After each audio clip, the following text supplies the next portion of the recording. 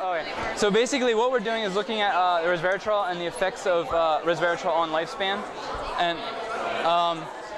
And this has been going on for several years now. Neha and Tim worked on it before they graduated.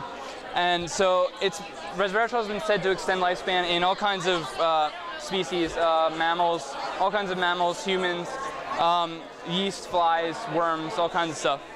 And so in the original studies, what we saw was that in males, 350 micromolar solution, it does extend lifespan by up to 10 days. And so we continue with the males. The females we didn't really see much of an effect, but with the males, we continue with them to see what other effects we could find.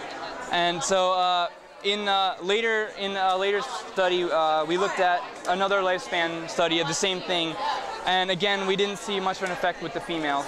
But with the males, we actually we had an issue with one of the days over the summer. There was really bad heat, and the room temperature jumped because the air conditioning was turned off. And the room temperature jumped like 20 degrees. So what happens is they experienced a heat shock, and so that stressed their system so that they ended up dying just as fast as every other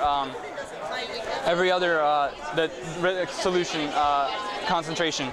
But what we saw then was that the banana food actually extended their lifespan more than the original, than the control solutions. So that's going to be one of the future studies, future directions we go in to see what the banana food has that the resveratrol doesn't. What else we're looking at is triglyceride levels. And again, in females, there wasn't much of an effect. They're all statistically similar.